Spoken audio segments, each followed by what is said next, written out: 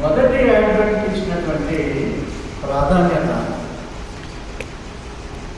క్రైస్తవులు ప్రపంచవ్యాప్తంగా రెండవ యాడ్వెంట్కు ఇవ్వలేకపోవడము చాలా విచారకరం. ఆగమనము ప్రపంచ ముగింపుకు నాంది.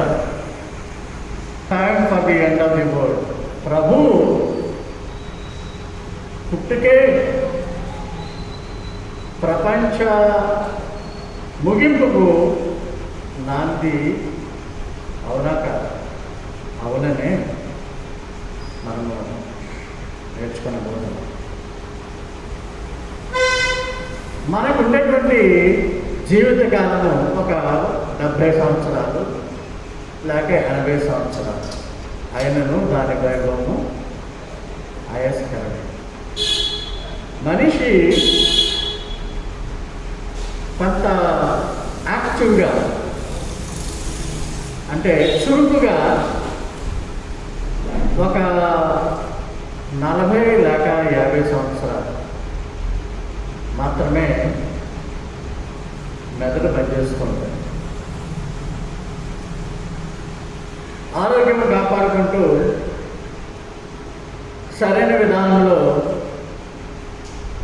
జీవితం క్రమంగా వెళ్తుంటే 60 దాటినా కొంత మైండ్ పనిచేస్తూ ఉంటుంది.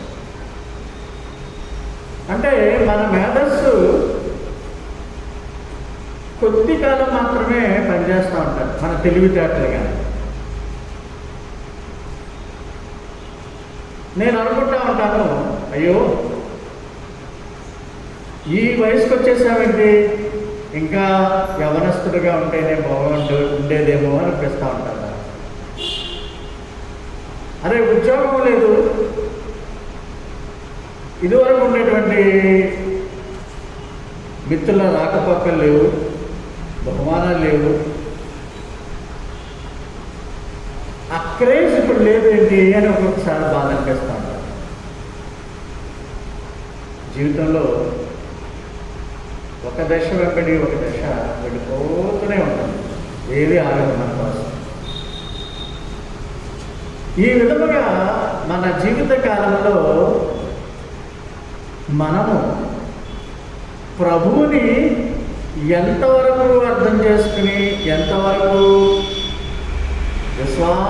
విశ్వాసులుగా ఉంటున్నాము అన్నటువంటి దాని మీద మనం ఎక్కువగా మనసు పెట్టాలి. అన్ని రోజులు నీకు తృప్తిగా ఉండవు. వృద్ధులైపోయాక కొన్ని ఆరోగ్య సమస్యల వలన జ్ఞానం సంపాదించడానికి కుదరదు, వాక్యం వినడానికి కుదరదు, వాక్యము అధ్యయనం చేయడానికి కుదరదు. అదేవిధంగా కొంత పెద్దవారైపోయి అనారోగ్యంగా ఉన్నట్లయితే చర్చ్లోకి వచ్చి కూర్చోవడానికి కూడా ఆసక్తి ఉండదు. రాలేము, వచ్చినా ఉండలేము.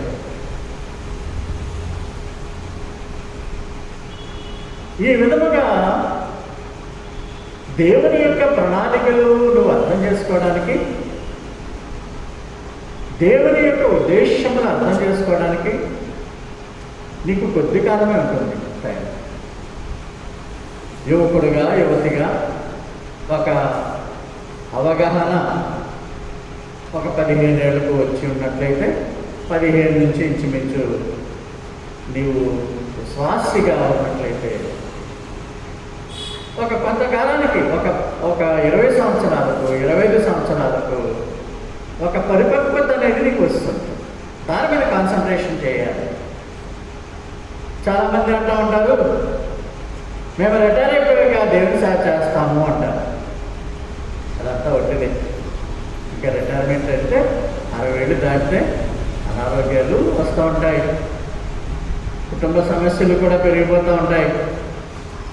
ఆ రీతిగా దేవుని ప్రణాళికలు, దేవుని ఉద్దేశాలు అర్థం చేసుకోవడానికి మనుషులకు సమయం చాలదు.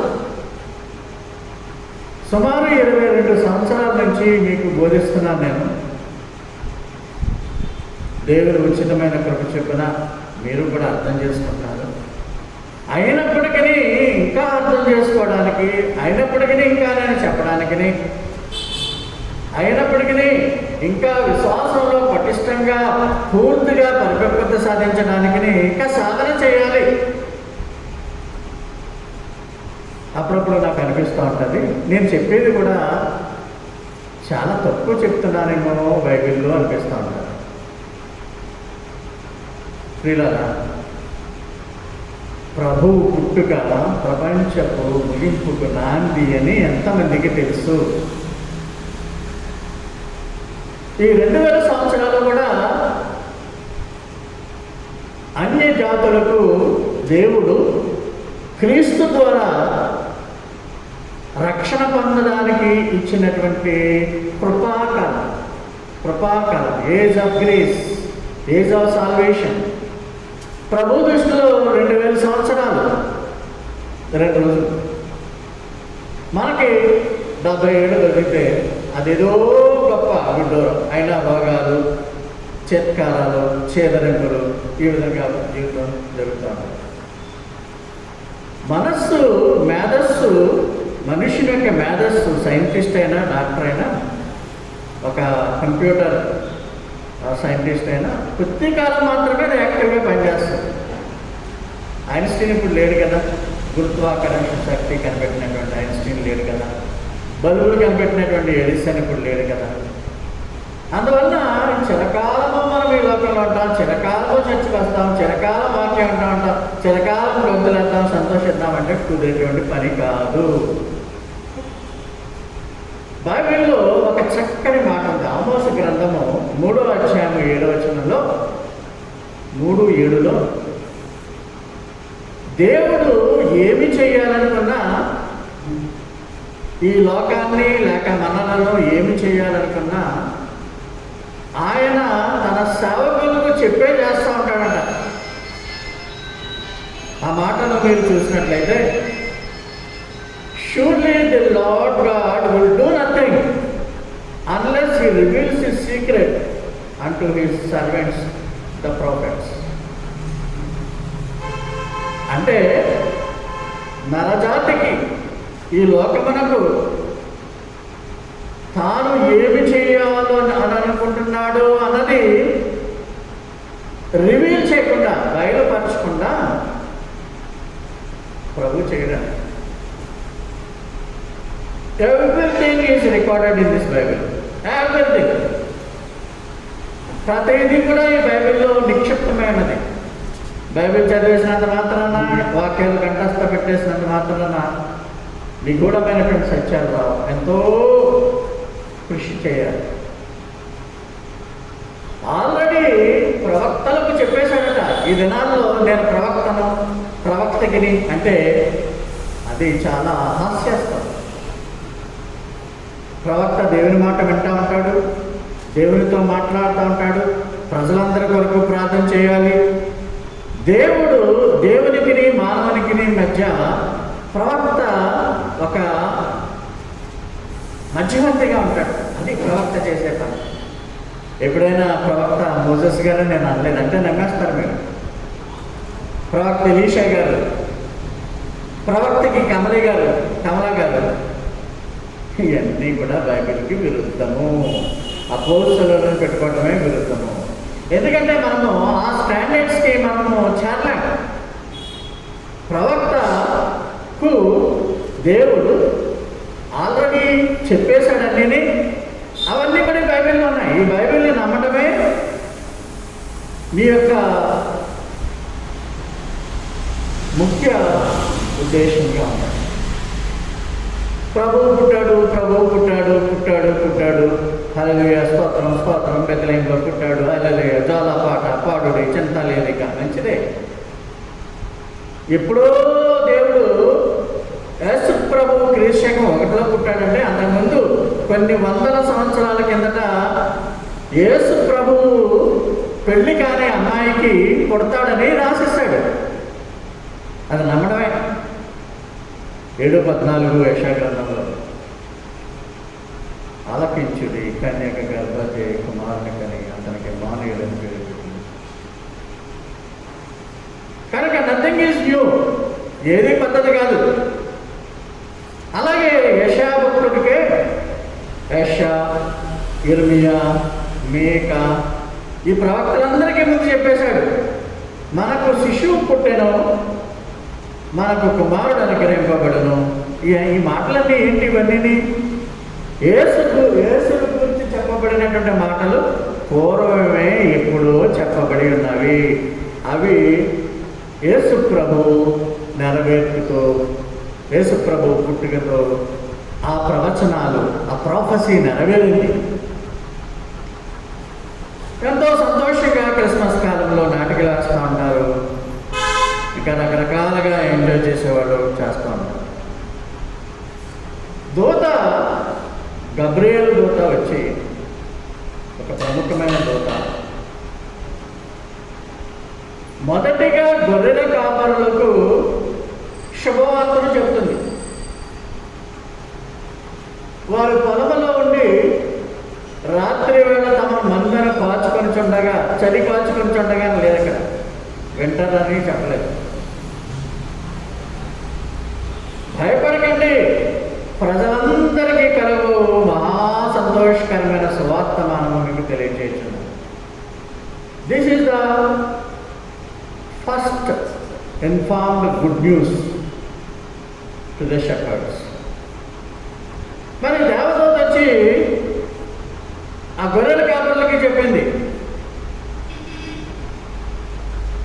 ఇంతవరకు బాగానే ఉంది. మరి ఇంకొక దేవదూత రాబోతుంటారు. మరి దీని గురించి ఎందుకు పట్టించుకోరు?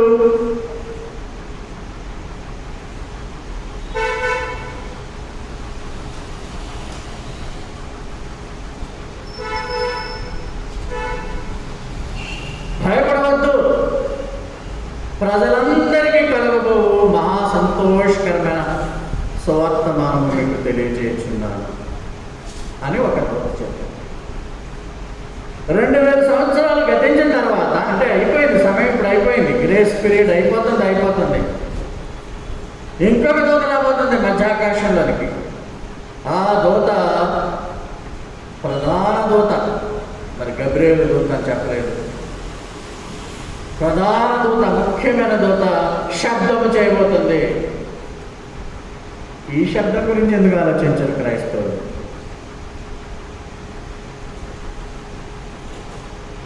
మీరు కోట్లాది మంది క్రైస్తవులు, మిలియన్ల కొద్దీ ప్రపంచవ్యాప్తమైన క్రైస్తవులు, మీరు శ్రేష్ఠులు, అదృష్టవంతులు అని గర్వించి దేవునికి స్తుతులు తెలియచేయండి. తెస్సలోనికీ రాసిన మొదటి పత్రిక 4:16-18 ఈ దేవదూత శబ్దము చేస్తుంది. ప్రధాన దూత శబ్దము, దేవుని ఘోర ఆర్భాటం. భయపడవద్దానికి ఏమన్నా, ఇంకా నో ఛాన్స్. ఆయన అలా వచ్చాయి కానీ సిద్ధపాటుగా ఉన్న వాళ్ళు మహిమ శరీరంలోకి మారి పైకి వెళ్ళిపోవటమే. ఒకవేళ అనుకోని రీతిలో ప్రభువు పిలుపు అందుకుంటే, ఆయన మధ్యాకాశపు రాకకు ముందే ప్రభు చెంత పరదైసులో సురక్షితముగా మనం ఉండేదము. సోదరి, మన ముఖ్యరాలు, మన సంఘపు సోదరి అన్ఎక్స్పెక్టెడ్గా ప్రభు కాలు పొందింది. We never expected, she might not have expected. Within a week, ఒక వారంలో ప్రభు పిలిపించేస్తుంది. కానీ I'm really happy that she is already prepared her soul for going to the Lord. అంటే నమ్మింది, రక్షణ పొందింది, రక్షణలో ముందుకు వెళుతుంది. ప్రభు గురించి అనేకమైనటువంటి వాస్తవాలు ఆమె బ్రతుకుండగానే వినగలిగింది. ఆ ప్రిపేర్నెస్ ఉండాలి ప్రియులారా. we may get call from the Lord at any time. అది ఎక్కడ ఉంది? ఎంతమందికి ఉంది ప్రపంచంలో? ఈ క్షణంలో భూకంపం వచ్చి, ఈ క్షణంలో ఒమిక్రాన్ వచ్చి చనిపోతాం మేము. No worry, I will be with Jesus. ఆయన రాకపోయినా పర్వాలేదు, ఇప్పుడప్పుడే మేము యేసుతో ముందు వెళ్ళిపోతాం, అక్కడికి వెళ్ళిపోతాం అనేటువంటి విధానంలో క్రైస్తవులు ఈ దూత శబ్దము కొరకు ఎదురు చూసే విధముగా లేకపోవట చాలా చాలా విచారకరము. దానికి కారణం ఎవరు అని మనం ఆలోచన చేసినట్లయితే కొంతవరకు బోధకులే కారణమని మనం చెప్పాలి. యాడ్వెంట్ అంటే అర్థం ఏంటంటే, యాడ్వెంట్ అంటే అర్థము రాకడ. లాటిన్ వర్డ్ యాడ్వెంటస్ అనేటువంటి మాటకు రాకడ, కమింగ్ అని అర్థం. యాడ్వెంట్ అంటే యాక్చువల్గా క్రిస్మస్కి ముందు చాలామంది ట్రెడిషనల్ క్రిస్టియన్స్ వాళ్ళు ఏం చేస్తారంటే 4 వారాలు ప్రిపరేషన్ అన్నమాట. క్రిస్మస్ జరుపుకోవడానికి 4 దినాలు, 4 వారాలు సెలబ్రేషన్. అంటే క్రిస్మస్ ముందు ఆదివారాలు 4 ఆదివారాలు మినహాయిస్తే ఇంక 25 దినాలు ఉన్నాయి. ఈ 25 దినాలు 25వ తారీఖు క్రిస్మస్ చేసుకోవడానికి ప్రిపరేషన్. అంటే it is a time to wait for the Christians to celebrate Christmas. అంటే ఈ యాడ్వెంట్ కాలం అంతా కూడా ఈ 25 రోజులు, ఈ డిసెంబర్లో వచ్చేటువంటి కొద్దిగా జనవరిలో, నవంబర్లో ఒక వారం, ఈ రోజులన్నీ కూడా ప్రిపరేషన్, తయారీ అవ్వడానికి. దేనికి తయారవడానికి? తొట్టులో బాలుని తయారు చేసుకోవడానికి, అదేవిధంగా డ్యాన్స్ వేయడానికి, అదేవిధంగా కొత్త బట్టలు కొనుక్కోవడానికి, పిండి వంటలు చేసుకోవడానికి, గిఫ్ట్లు ఇవ్వడానికి, డబ్బు సమకూర్చుకోవడానికి, బైబిల్లో లేనటువంటి ప్రతి సమస్తమైనటువంటి సాటానిక్ యాక్టివిటీ చేయడానికి 25 రోజులు ప్రిపేర్గా ఉంటున్నారేమో ఒకసారి ఆలోచించుకోవాలి. మీరు కూడా పరిశుద్ధులైనప్పటికీ ఒక్కొక్కసారి మీరు కూడా అటువంటి వారితో కలిసినప్పుడు అటువంటి జనాంగంతో కలిసిపోయి అన్యుల్లాగా ప్రవర్తించేటువంటి విధంగా కూడా ఉండకూడదని మీకు మనం చేస్తున్నాం. సాంప్రదాయ క్రైస్తవులకు విశ్వాసాలకు చాలా తేడా ఉంది. మనము క్రిస్మస్ జరుపుకోవద్దని నేనేం అనట్లేదు, జరుపుకోండి. కానీ నీకు రక్షణ ఇచ్చినటువంటి యేసు ప్రభుని, ఆయనను ఘనపరచడానికి మాత్రమే వినియోగించండి.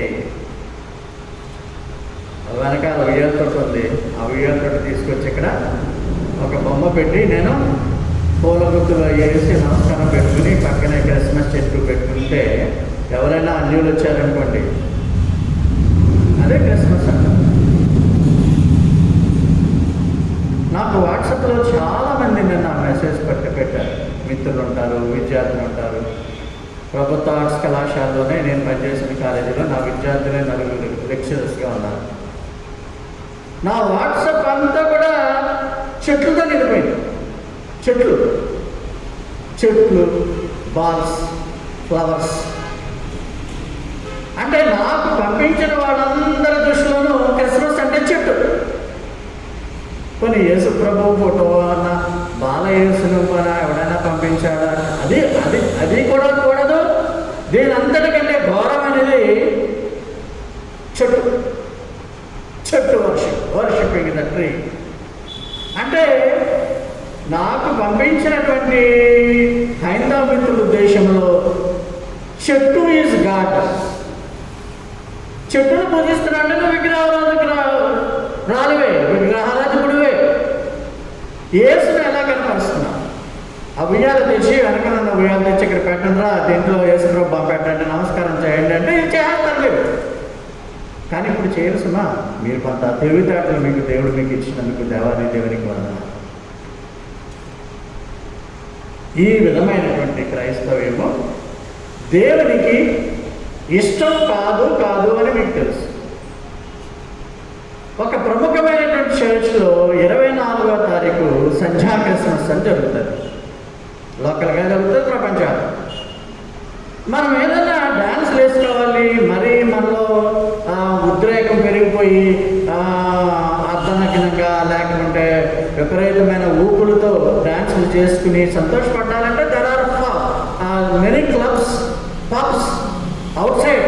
You can go, you can spend the money, you can drink, you can take drugs.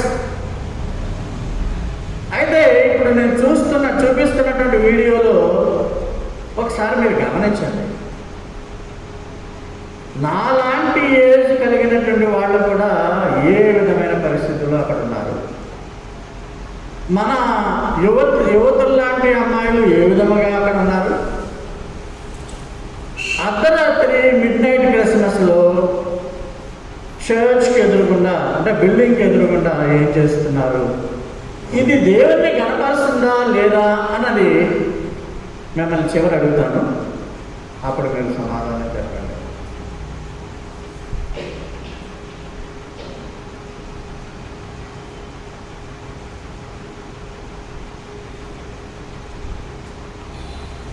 బాబు అక్కడ డాన్స్ అక్కడ వీడియో పెట్టు, అక్కడ ఉండి 3 వీడియోలు వస్తాయి, 3 వీడియోలు పెట్టు.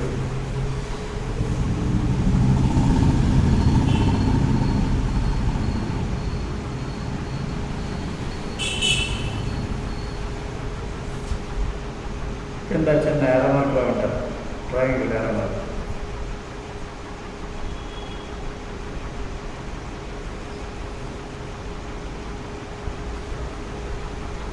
కింద ఉంటారు కదా ఫోటో.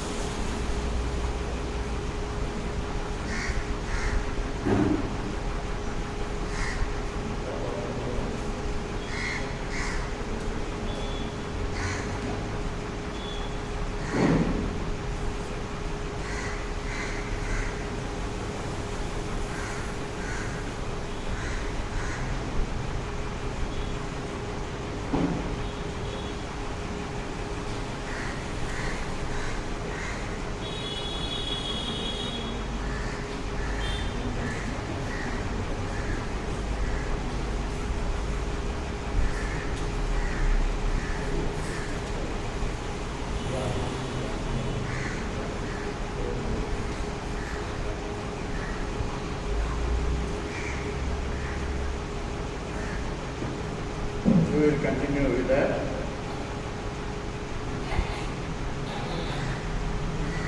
యేసు ప్రభు 2021 సంవత్సరాల కిందట ఆయన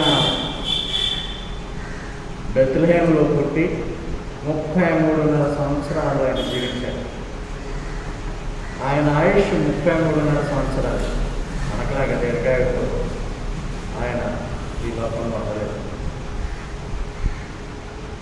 అంతటితో 33.5 సంవత్సరాలు జీవించింది దేవుని కార్యము ఆయన చేసేశాడు. అంతటితో ఈ బైబిల్ ప్రణాళిక అయిపోలేదు. ఆయన పుట్టాడు, శిలువ మీద మరణించాడు, మన కొరకు రక్తము చిందించాడు, 40 దినాలు తిరిగి లేచి మహిమ శరీరంతో ఉన్నాడు, పైకి వెళ్ళిపోయాడు. అంతటితో స్టాప్ అవ్వలేదు. ఆయన మన ఏ రీతిగా అయితే పైకి వెళ్ళి ఉన్నాడో ఆ రీతిగా తిరిగి రానే ఉన్నాడు. ఆయన వస్తాడని ఎంతమంది క్రైస్తవులు ఎదురు చూస్తున్నారు. అడ్వెంట్ కోసము 4 వారాలు తరఫీలు పొందుతుంటే 4 వారాల సిద్ధపాట్లు, సండే స్కూళ్ళు, యువజన సదస్సులు ఇవన్నీ కూడా జరుపుకుంటా ఉంటే రెండవ ఆగమనం కొరకు సిద్ధపాటు అవసరము కాదా? తప్పెవరిది?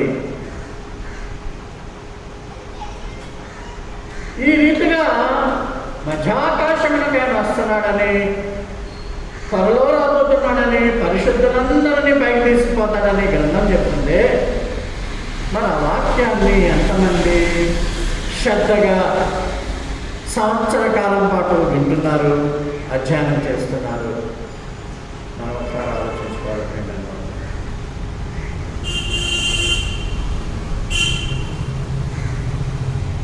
ఈ యొక్క ప్రపంచము ఎల్లకాలము ఉండదు, భూగోళం ఎల్లకాలం ఉండదు. ఈ భూగోళము అంతరించిపోతుంది, మానవ జాతి కూడా అంతరించిపోతుంది. అయితే మానవ జాతి కొన్నిసార్లు ఒడుదుడుకులు అనుభవిస్తూ ఉంటుంది. యేసు ప్రభువు పుట్టేటప్పుడు ఆ సమయానికి ప్రపంచమంతా అల్లకల్లోలంగా ఉంది. రోమా రాజ్యము యూదులను పరిపాలించేవారు రోమీయులు కాబట్టి ఆ రోమీయులు యూదులను అణిచివేతకు గురి చేస్తున్నారు కాబట్టి, అక్కడ మానవ హక్కుల ఉల్లంఘన జరుగుతుంది కాబట్టి, హింసకు గురవుతున్నారు కాబట్టి యూదులంతా అనుకున్నారు మా కోసము మెస్సియా వస్తాడు, మా యొక్క మమ్మలను ఆయన కాపాడుతాడు వచ్చి అని బైబిల్లో రాస్తుంది కదా. యూదుల రాజు వస్తాడని, దావీదు సింహాసనం మీద ఆయన కూర్చుంటాడని. ఈ విధంగా యూదులు they are waiting for messiah. అంటే మెస్సియా సైలెంట్గా వచ్చేసాడు. యూదులు మమ్మలను ఈ సంక్షోభం నుండి, ఈ బాధ నుండి, ఈ అణిచివేత నుండి, అరాచక పాలన నుండి మమ్మలను విమోచించేవాడు ఎవడు ఎవడు ఎవడు మా రాజు వస్తున్నాడు అని బైబిల్లో రాసి ఉన్నది కదా. పాత నిబంధన గ్రంథంలో రాసి ఉంది కదా. కన్యక గర్భవతి కుమారుని కన్నా ఉంది కదా. ఆయన మీద రాజ్యభారం ఉంటుంది కదా. They are believing the word of God. దేవుని మాటలు నమ్ముతున్నారు. కానీ వారు అనుకున్నది జరిగినప్పుడు వాళ్ళందరూ మా రాజు ఎలాగనున్నాడు, మా రాజు పేదవాడిగా ఉన్నాడు, మా రాజు అంతఃపురంలో ఉంటాడు, ఈయన మాకు రక్షకుడేంటి అని వారే ఆయనను పెద్దదిగా కసిలు వేస్తారు. యేసు ప్రభువు భూమి మీద జన్మించిన సమయంలో లోకము అల్లకల్లోలముగా ఉంది. అంటే యేసు ప్రభు ఫస్ట్ అడ్వెంట్ లోకము శాంతిగా లేదు. మార్కు సువార్త, మత్తయి సువార్త, లూకా సువార్తల్లో చెప్పబడిన విధముగా మత్తయి 24, లూకా 21 అధ్యాయంలో రాగలరు. లోకములో 2 సంవత్సరాలుగా కరోనా వైరస్, ఇప్పుడేమో కరోనాకి ఇంకొక రూపం ఒమిక్రాన్ వైరస్. ప్రపంచమంతా కూడా అల్లకల్లోలమైంది. శాంతి లేదు ఎక్కడ కూడా.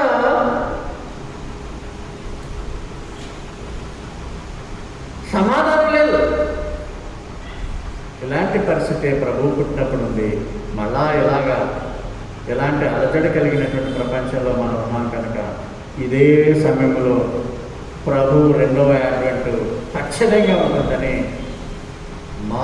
మత్తయి 24 21వ అధ్యాయంలో ఈ విధముగా మొదటి అడ్వెంట్, రెండవ అడ్వెంట్ అని మనం చూసుకున్నట్లయితే నామకార్థపు క్రైస్తవులు లేక సాంప్రదాయ క్రైస్తవులకు మొదటి అడ్వెంట్ అంటే పశువుల పాకలో యేసు ప్రభు పుట్టాడు అనే దాంతో వారికి అడ్వెంట్ మొదలవుతుంది. ఆ దృశ్యాలతో అడ్వెంట్ మొదలవుతుంది. అడ్వెంట్ ముందు 4 వారాలు ప్రిపరేషన్ అని చెప్పాను కదా. పాశ్చాత్య దేశాల్లో ఆ రోమన్ క్యాథలిక్లు ప్రవేశపెట్టినటువంటి పద్ధతుల్లో ఇంకా ఇప్పుడు క్రైస్తవ లోకం అదే పద్ధతిలో కొనసాగుతుంది. 4 వారాలు డ్యాన్సులు ప్రిపరేషను, లేక 4 వారాలు క్రిస్మస్ సెలబ్రేషన్కు ప్రిపేర్నెస్ అవుతారు మొదటి అడ్వెంట్కి. మరి జీవితకాలం అంతా కూడా ఎదురు చూడాలి ప్రభు రెండవ అడ్వెంట్లో వస్తున్నాడు అని. ఎంతమంది క్రైస్తవులు చూస్తున్నారు? సాంప్రదాయ క్రైస్తవులకి అడ్వెంట్ అంటే శిశువు తొట్టిలో జన్మించడం. బలమైనటువంటి విశ్వాసాలకు అడ్వెంట్ అంటే ప్రపంచము ముగింపు. ముగింపు అంటే ఆయన మధ్యాకాశానికి వచ్చినప్పుడే ముగింపు అయిపోతుంది. ఆ రీతిలో ఈ ప్రపంచపు ముగింపు కొరకు, ప్రభు యొక్క అడ్వెంట్ కొరకు ఎదురు చూచేవారే బిలీవర్స్.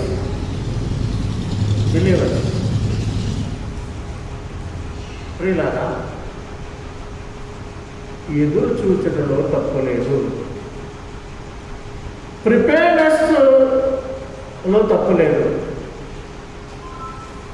మేము సిలబస్లో ఉన్నదంతా చదివేసుకుని ఎగ్జామ్ కొరకు ప్రిపేర్ అయిపోతాం, అప్పటికప్పుడు ప్రిపేర్ అవుతాం 10 రోజుల్లో అనుకుంటే కంటే ముందుగానే ప్రిపేర్ అయ్యి ఎగ్జామినేషన్ ఇప్పుడు పెట్టుకో. అది మంచిదా? అప్పటికప్పుడు సిద్ధపడడం మంచిదా? సిద్ధపాటుకు సమయం లేదు. ఇంటర్మీడియట్ ఎగ్జామినేషన్ మేము బాగా ప్రిపేర్ అవ్వలేకపోయాం. ఫస్ట్ ఇయర్ 50% తెలంగాణలో ఇంటర్మీడియట్ ఫస్ట్ ఇయర్ ఫెయిల్ అయిపోతే ఒక 10-20 మంది సూసైడ్ చేసుకుని అయ్యో మేము ఫెయిల్ అయిపోయామని చనిపోయారు. ఇంకెల్లకాలము కరోనాతో పాస్ చేసేది కదా గవర్నమెంట్, ఎగ్జామినేషన్ పెట్టింది. కరోనా కూడా ఎక్కువగా లేదు అని మొన్న సగం మంది 50% ఫెయిల్ అయ్యారు. Why? Because they are not prepared at all. Clever students, మంచిగా చదువుకునే వాళ్ళు కూడా ప్రిపేర్ అవ్వలేదు. నువ్వు ఒకవేళ మంచి బిలీవర్, ప్రభునందు మంచి బిలీవ్ ఉంది, బిలీవ్ అంటే why are you not getting prepared for the second advent of Jesus? యేసు ప్రభువు మొదట పుట్టుకు దూత చెప్పిందని చెప్పాను. ఇంకా రెండవ అడ్వెంట్కి దూత చెప్పదు. మొదటి దశలో ప్రియురాలు కొరకు ప్రియుడు వచ్చినట్లుగా ప్రేమగా వస్తాడు, మధ్యాకాశానికి వస్తాడు.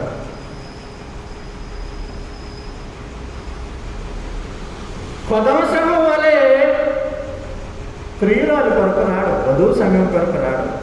కొదమ సింహం వలె, యోధా గోత్రపు సింహం వలె వచ్చుట అనేది అవిశ్వాసులను సంహరించడానికి.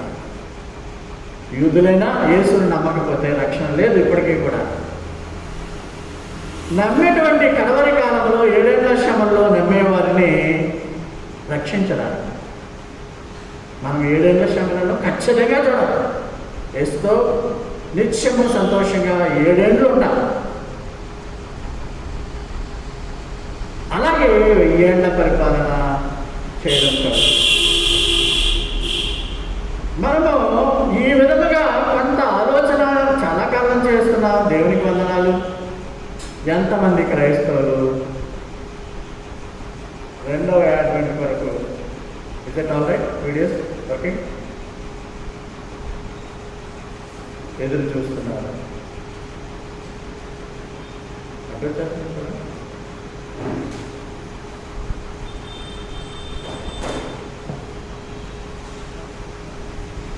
పెట్టారా?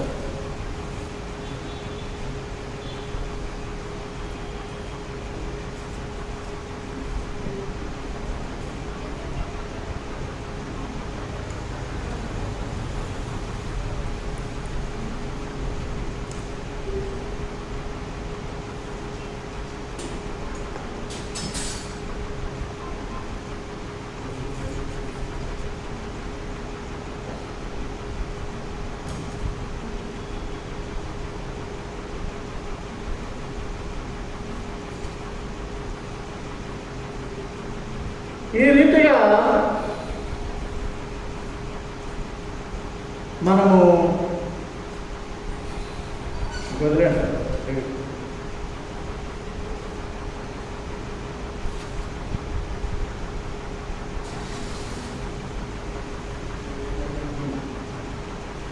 ఒక ప్రముఖమైనటువంటి చర్చ్లో క్రిస్మస్ వాళ్ళ విశ్వాసులు అవిశ్వాసులు కండిషన్లో ఉన్నారో లేదో రాజమండ్రిలో 24 రాత్రి అర్ధరాత్రి జరిగినటువంటి సంఘటన ప్లేట్ ఏంటో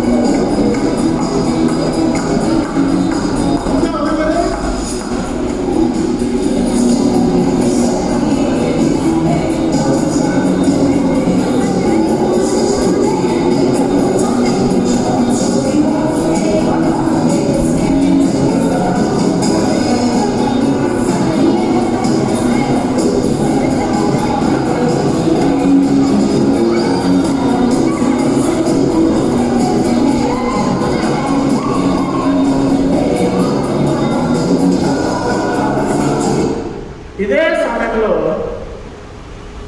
ప్రభు మధ్యాకాశానికి వస్తే ఈ డ్యాన్స్ ముచ్చట్లు చూసి గాడ్ బ్లెస్ యూ వచ్చేయండి పైగా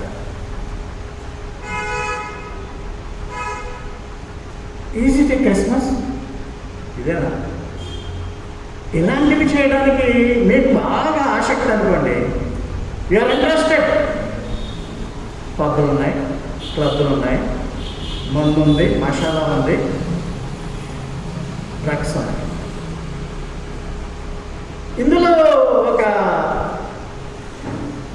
అమ్మాయి రోబోలాగా వేసేస్తుందంటే పాపం మాస్క్ ఆమె పెట్టుకుంది, కానీ మిగతా వాళ్ళు ఎవరో మాస్క్ పెట్టుకోలేదు. ఇది ఒక దానవేపేటలో ఒక ప్రముఖమైనటువంటి చర్చ్లో విశ్వాసులు వేసినటువంటి డ్యాన్స్. నా బాధల్లో ఏంటంటే మీరు అక్కడ ఉంటే మీరు అక్కడ వాళ్ళతో పాటు ట్యూన్ చేస్తారు. నా శ్రమంతా కూడా ఏమైపోయింది అనిపిస్తుంది నాన్నగారు.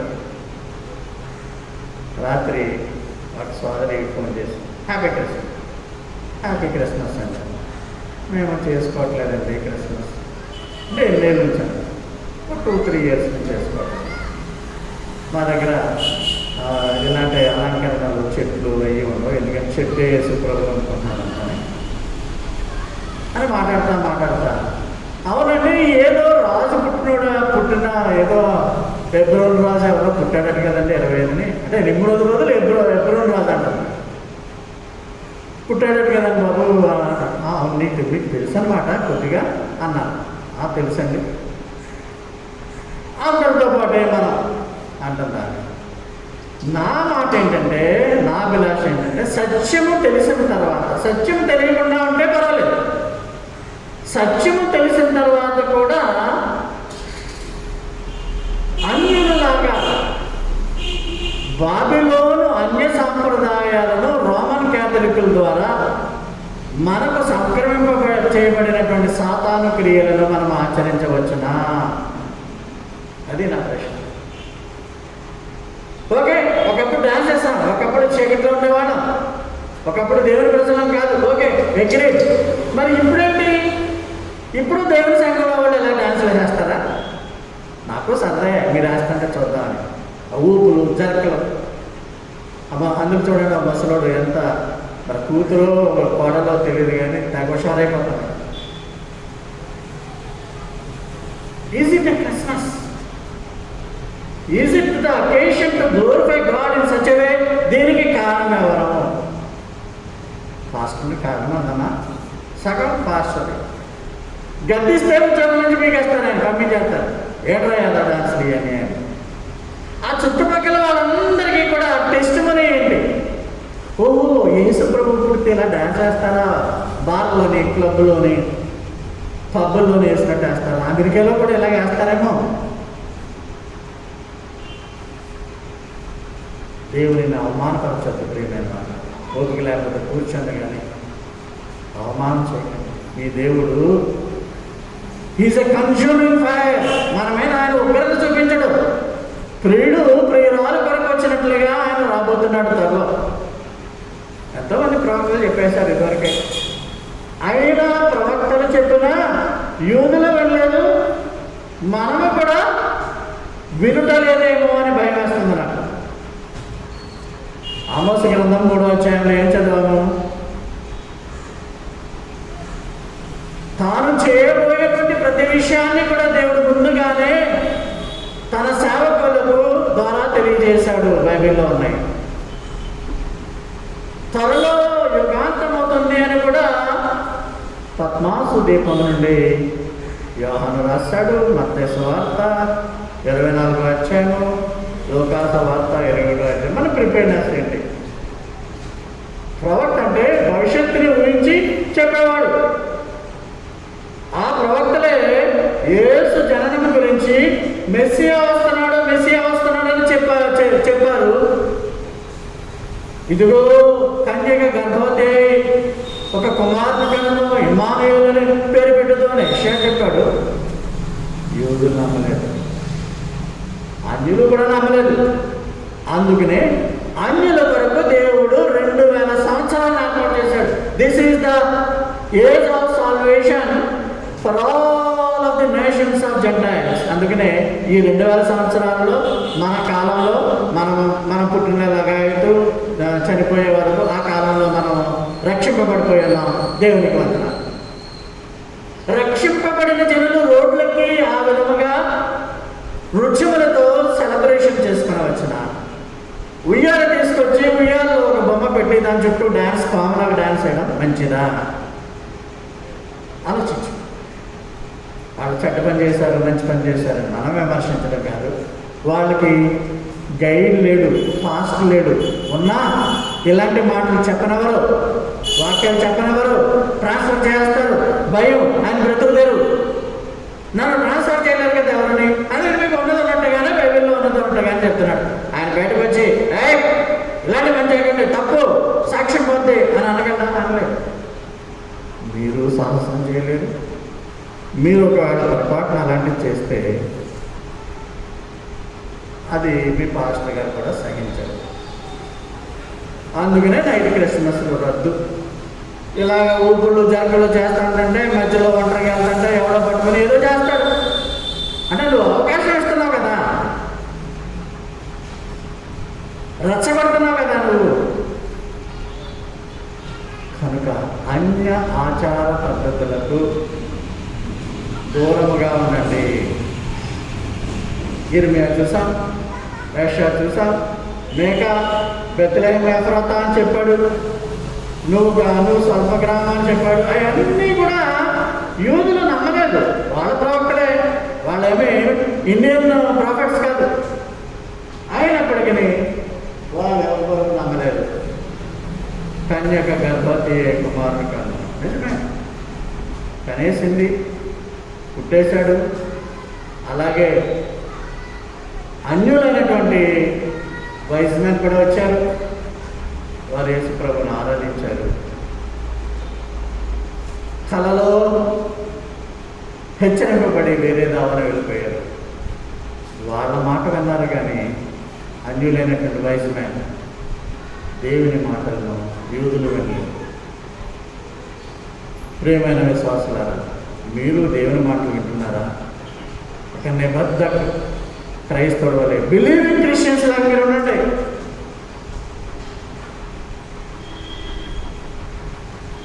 అసలు దేవుడు యూదుల కొరకే మెస్సియాను పంపించాడా అని చూస్తే మనము పౌలు గారు అన్నాడు యోహాను సువార్త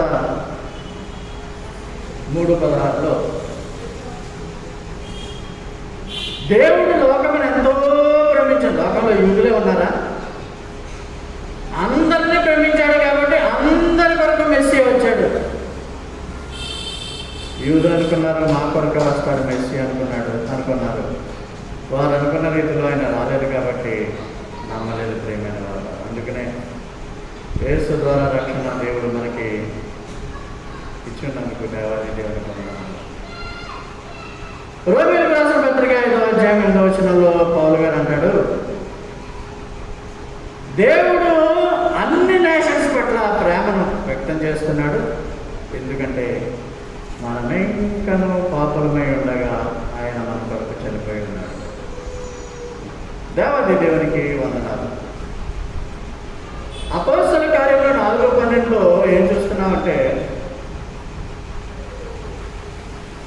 భూమి మీద ఏ నామం వల్ల పరలోకము స్వర్గము ప్రాప్తించదు, యేసు నామం ద్వారా మాత్రమే మనం రక్షణ పొందుతాం. few Christians Christmas is the end of the story, but certainly not. క్రిస్మస్కి ఇచ్చేటువంటి ప్రాధాన్యత గుడ్ ఫ్రైడేకి ఎందుకు ఇవ్వరు, ఈస్టర్కి ఎందుకు ఇవ్వరు?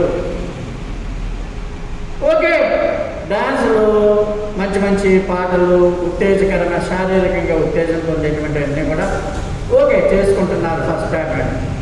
మరి సెకండ్ అడ్వెంట్కి ఎందుకు సంబరాలు జరుపుకోవట్లేదు? సెకండ్ అడ్వెంట్కి, రెండవ రాకడకి సిద్ధపడ్డాం ప్రభువా త్వరలో వస్తావా, డాన్స్ ఎందుకు వేయట్లేదు? అసలే క్రిస్మస్తో క్రైస్తవం ఆగిపోయింది. ఇంకా for few Christians Christmas is the end of the story,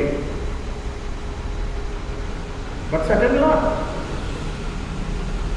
యేసు ప్రభు సమస్త మానవాళి పాప ప్రక్షాళన కొరకు, పాపాలు క్షమించడం కొరకు శిలువ మ్రాను మీద మరణించాలి, రక్తాన్ని చెందించాలి, ఆయన సమాధి చేయబడాలి, తిరిగి లేపబడాలి. ఇవన్నీ కూడా దైవ ప్రణాళికలు ఉన్నాయి, అన్నీ జరిగిపోయాయి. రక్తము చిందింపబడకుండా పాపక్షమాపణ లేదు కాబట్టి పరిశుద్ధుని రక్తము చిందింపబడవలను.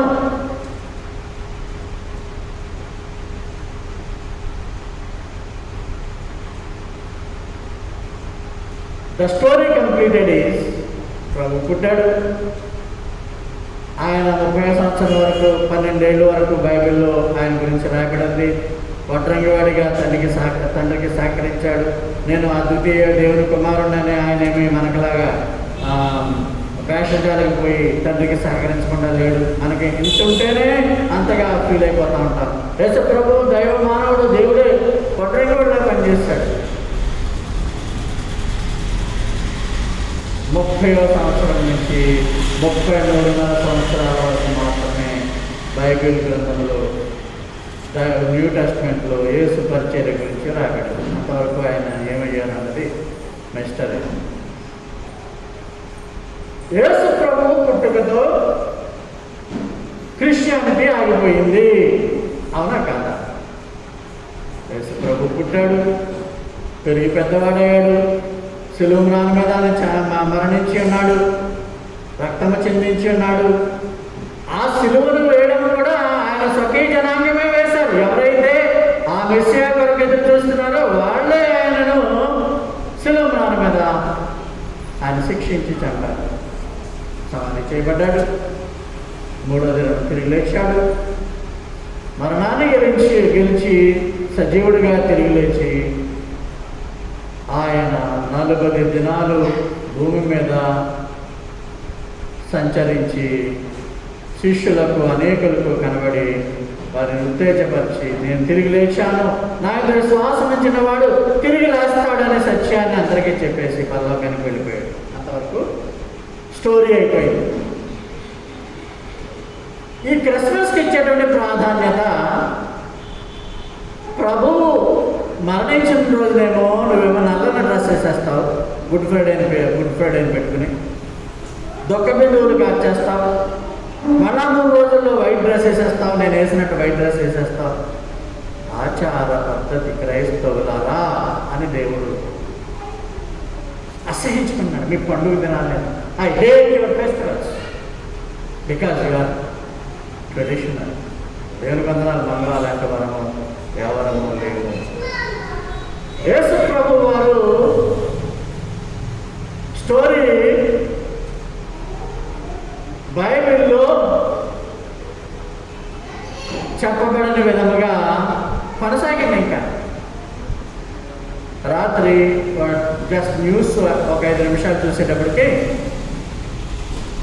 ఒక తొట్టులో బాల్ వేసుకుని పోప్ ఫ్రాన్సిస్ రోమన్ క్యాథలిక్ల అధినేత వెళ్ళి శిశువు ఒక బొమ్మని తొట్టులో వేసి దాన్ని ఆ బొమ్మని ముద్దు పెట్టుకున్నాడు.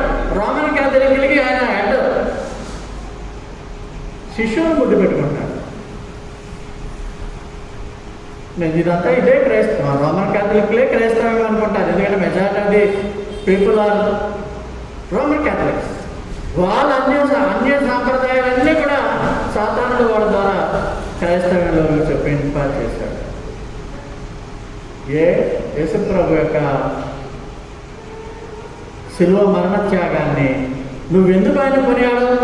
అయ్యో నా కొరకు శిలువ మ్రాను మీద మరణించి ఉన్నాడే, అయ్యో నా కొరకు పశువుల తొట్టులో పుట్టి ఉన్నాడే అని నువ్వు ఆరాధిస్తున్నావే. అయ్యో శిలువ మ్రాను మీద నువ్వు వేలాడబడే ముందుగా క్రూరంగా హింసింపబడ్డావు, ఘోరంగా నా కొరకు శిలువ మ్రాను మీద వేలాడబడ్డావు. యేసయ్యా నీవు ఇచ్చినటువంటి రక్షణ బట్టి నాకు వందనాలు. ఈ దినంలో నేను చనిపోయినప్పటికీ పరలోకములో నన్ను చేర్చే గొప్ప ప్రణాళికను నెరవేర్చినావు, దేవా నీకు వందనాలు అని ఎందుకు చెప్పలేకపోతున్నావు? Because you're a traditional Christian, you're a nominal Christian. దేవుడు అలాంటి క్రైస్తవుల్ని కావాలనుకోవట్లేదు. నీవు అలాంటి విధంగా ఉంటే అన్యుల్లాగా నీవు కూడా అదే ధోరణిలో కొనసాగవచ్చు. And there is an option. నువ్వు ఒకవేళ చెడ్డ పనులు చేయాలంటే ఎక్కడికో క్లబ్లో పో, రహస్యంగా వెళ్ళు, తాగు, తందనాలాడు, చనిపో. అంతేగాని బహిరంగంగా యేసు ప్రభువు పేరు పెట్టుకుని బహిరంగంగా ఆయనను సిలువ వేయడం డబల్ మర్డర్ కంటే ఎక్కువ, 2 హత్యల కంటే ఎక్కువ నా ఉద్దేశంలో. ప్రియులారా, ఆలోచన చేయండి. ఆయన ఎల్లప్పుడూ గొర్రెపిల్లగానే ఉంటాడా? ఎల్లప్పుడూ బాలుగానే ఉంటాడా? పాస్ట్ ఇస్ పాస్ట్, అయిపోయింది. సజీవుడిగా తిరిగి లేచాడు నీ దేవుడు. తిరిగి లేచిన యేసయ్యను బట్టి ఎందుకు స్తుతించరు క్రైస్తవులంతా? చిన్న బాలుడుగా ఉన్నటువంటి తొట్టిలో బాలని ఆరాధిస్తున్నటువంటి వారు తిరిగి లేచిన యేసయ్యను ఎందుకు ఆరాధించట్లేదు? విచారకరం.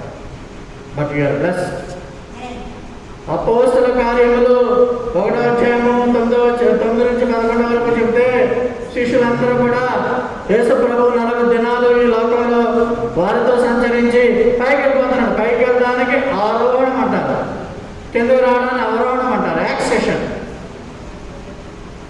అక్కడ ఒక స్వరం ఆకాశం నుంచి కనిపించి, ఆకాశం నుండి 2 మనుష్యులు శిష్యులతో అంటారు, ప్రభువు వెళ్ళిపోతున్నాడని మీరు ఆశ్చర్యపడుతున్నారు, ఎందుకు మీరు ఇక్కడ ఆకాశం వైపు చూస్తున్నారు? ఆయన పైకి ఏ విధంగా అయితే వెళ్తున్నాడో అదే విధంగా తిరిగి వస్తాడు, నిన్ను ఎన్నడను కూడా ఒంటరిగా వదిలివేయను. నిన్ను కాపాడువాడు, కొనుకుడు, ఎడబాయుడు. ఎందుకు గుర్తుండలేదు మీకు ఇదంతా? ఇందాకే సోదరి నా ఐజాక్ గారి యొక్క భార్యను జ్ఞాపకం చేసుకున్నాను నేను. She has been prepared for the rapture. ఎన్నో నాటకాలు వేసింది ఆమె. ప్రభు మధ్యాకాశానికి వస్తాడని, నన్ను తీసుకుపోతాడని, మేము మహేశ్వరాలతో పైకి వెళ్ళిపోతామని ఆమె వాంఛించింది మనసారా.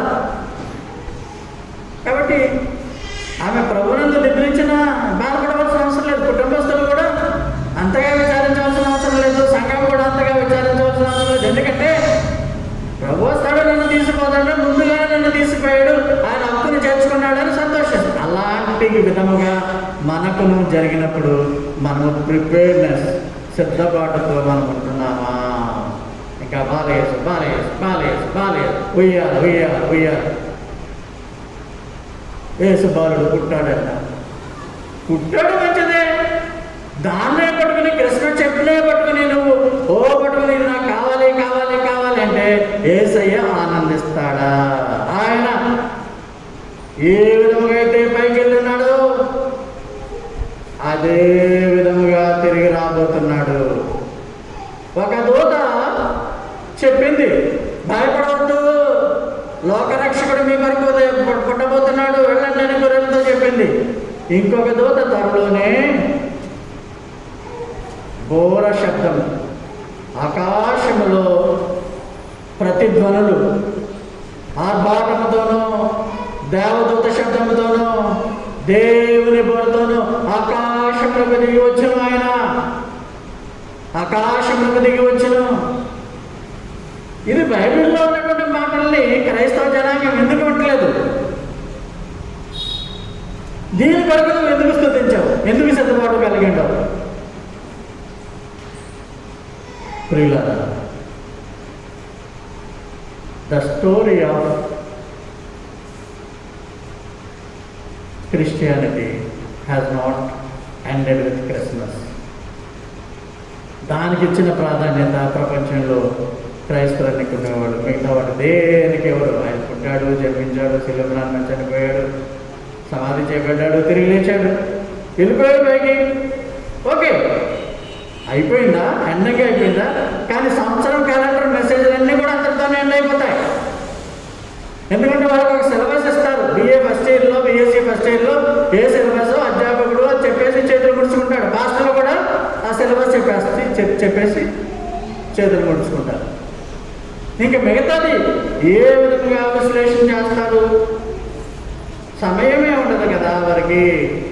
యేసు ప్రభు మధ్యాకాశంలోకి వచ్చి పరిశుద్ధులను కొనిపోతాడు మహిమ శరీరాలతో.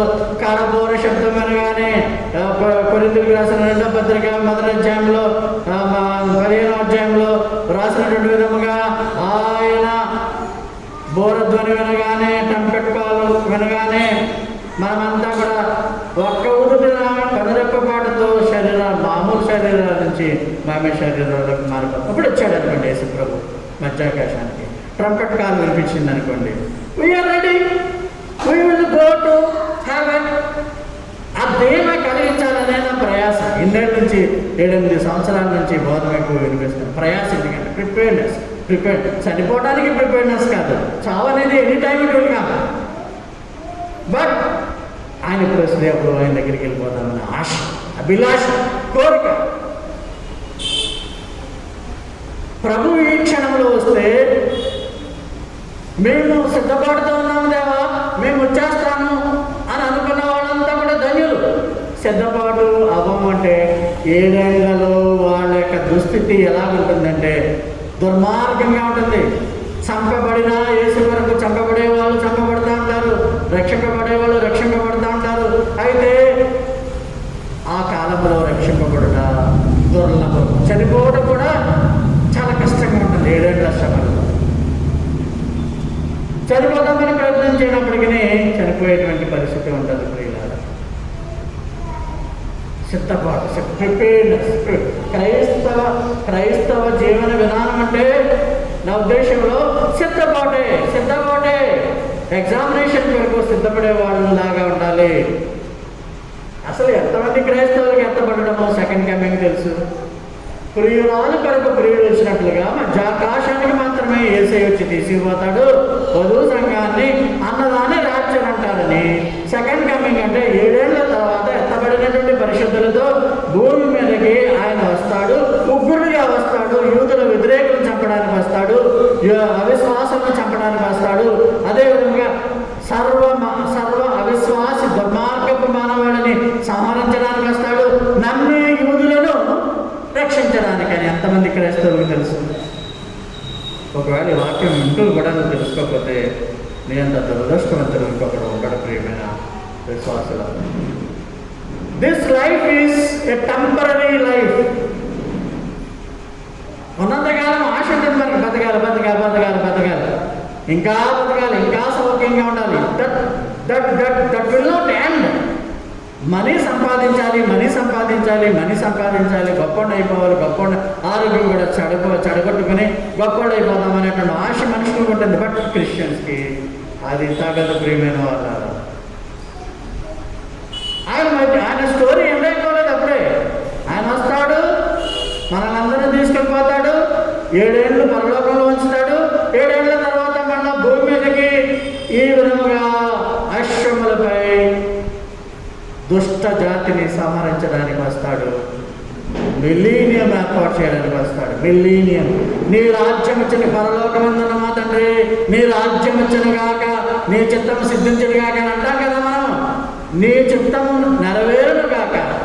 నీ రాజ్యం అంటే ఇది రాజ్యం. దిస్ ఈజ్ ద రాజ్యం, మిలీనియం.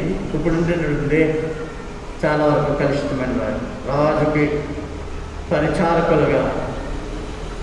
రెవల్యూషన్ 5:10 ఏముందంటే దేవునికి వారిని అంటే పరిశుద్ధులను విశ్వాసులను రాజ్యముగాను యాజకులుగాను. మన వాళ్ళు వర్షిప్ చేసేటప్పుడు ఆ 1000 ఏళ్ల పాలనలో మమ్మల్ని రాజులుగాను రాణులుగాను ఇస్తూ ఉంటే దానికి బేసిస్ వాక్యము రెవల్యూషన్ 5:10.